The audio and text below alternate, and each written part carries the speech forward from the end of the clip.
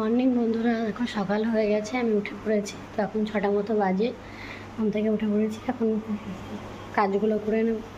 বাবু এখনও ওঠেনি, ঘুমাচ্ছে। সারা রাতে তো ঘুমাতে পারে না গরমে, এখন ঘুমাচ্ছে।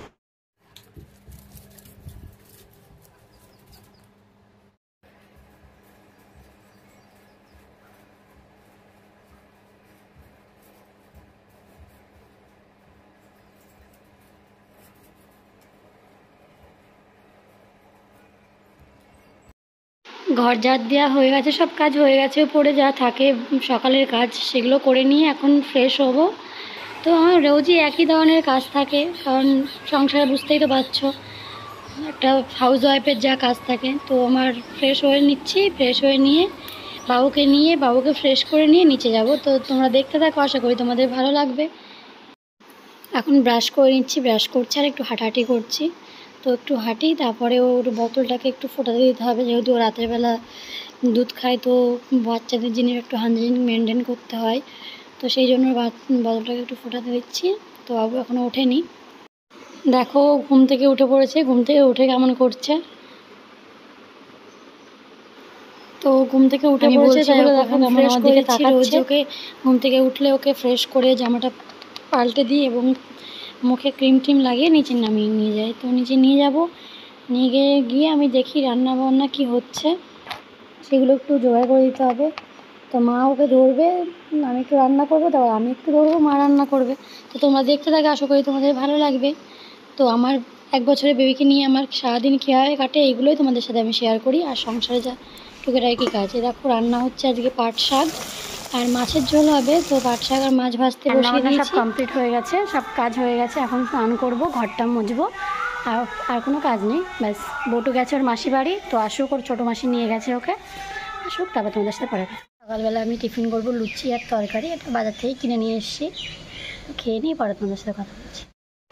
রোজ সকালবেলায় ছাদে আসি, তো আজকে একটু দেরি হয়ে গেলো ছাদে আসতে, কারণ নিচে অনেকটা কাজ ছিল।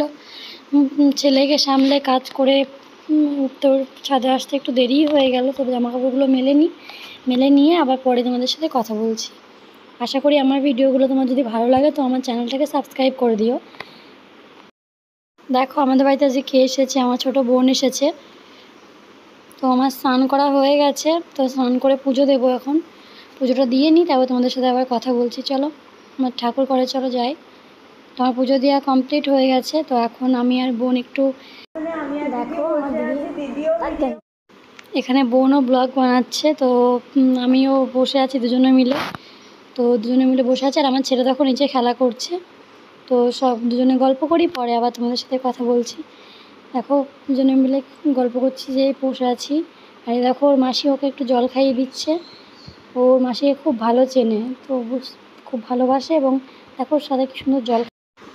দেখো আমাদের সকালে খাবার আলু সিদ্ধ, ডিম সিদ্ধ আর ভাত আর ঘি। তো বোনকে খেতে দিয়ে দিয়েছি, বোন খাচ্ছে। এবার অনেকক্ষণ পর তোমাদের সাথে আবার কথা বলতে আসলাম। এটা বিকালে আমাদের মন্দিরে এখানে প্রসাদ বিতরণ হবে, তো আমি একটু রেডি হয়ে নিয়েছি, ওখানে যাব। চলো দেখো নিচে চলে এসেছি, এবার নিচে গিয়ে মা আর আমি দুজনে যাব।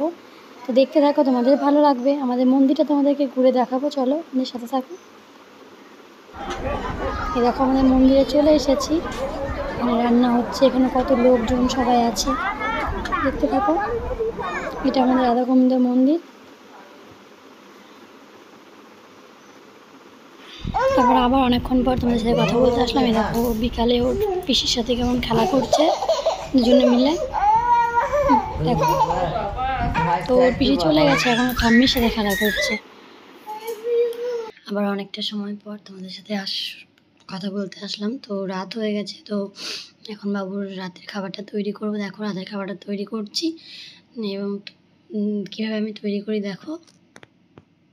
গুড নাইট বন্ধুরা, ভিডিওটা আমি এখানেই শেষ করছি। আমার ভিডিও যদি তোমাদের ভালো লাগে, তো আমার পাশে থেকো, আমার চ্যানেলটাকে সাবস্ক্রাইব করে দিও। আর নতুন নতুন ভিডিও দেখার জন্য আমার পাশে থেকো, আমাকে ভালোবেসো। তোমরা আমাকে ভালোবাসলে আমিও তোমাদেরকে সাপোর্ট করবো। এবং